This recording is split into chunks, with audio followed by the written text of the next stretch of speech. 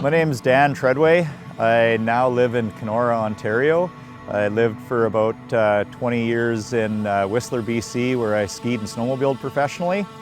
And we got to see a lot of changes growing through the 1990s and 2000s, especially in the snowmobile technology. And it's been an awesome thing for travel in the mountains, but it's also made for quite a bit of danger that's hard to mitigate. Holy shit!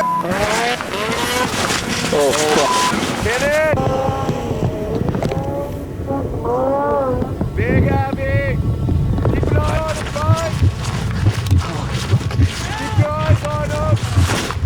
I think I can see where he is! Keep your eye on him! We got him.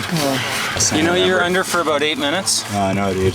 Oh, dead. Got him out. If I have any advice to give people, it's to really make sure you have as much planning as possible before going into the mountains. Even though you have a group that might know what they're doing, make sure you're prepared yourself. One great learning experience that I went through was while hitting a jump with Andreas Vig in the Whistler backcountry. He overshot the jump and left a giant bomb hole in the landing. The force that he came down on the slope was like a force of a Mack truck, but the slope stayed still. That gave me a feeling of comfort while I hit the jump, but unfortunately for me, I went a little bit shorter and hit it right in the right spot where it created an avalanche and the whole landing slid. You got him so worried. Oh shit. Keep an eye on him, keep an eye. Get him. Go.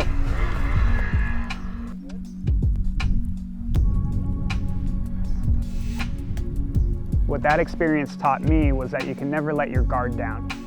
Even if the landing or a slope has tracks all over it, it doesn't mean that it's safe.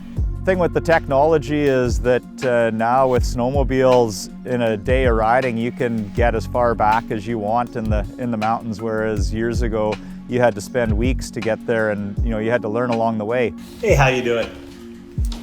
Let's talk about beer. Look at all this cold beer I have in my fridge in my office. Just because it's here doesn't mean it's a good idea to drink it all, but I will drink it a little bit at a time with some really good friends. And that can be carried on to backcountry safety as well. Just because you can go somewhere doesn't mean it's a great idea to go somewhere. Just because you can drink a half a keg of beer doesn't mean you should, or it's a good idea to do that. Don't expect to be Frank the Tank the first time you drink a beer. Don't expect to be Jeremy Jones or Travis Rice the first time you go into the backcountry. No matter who you are, no matter how many years you've spent in the mountains, the one thing that you're always going to learn is that the mountains, they always win, and they're always changing. So every day that you're out there, you're feeling the snow differently and you're seeing what's happening differently, and there's not ever too much information you can have, whether that's from courses or local knowledge or digging your own snow pits, and you just can't ever have too much knowledge. Bottom line is, sledding in the backcountry is an awesome experience, and you want to be able to experience that day after day. So do everything you can to be safe and have fun.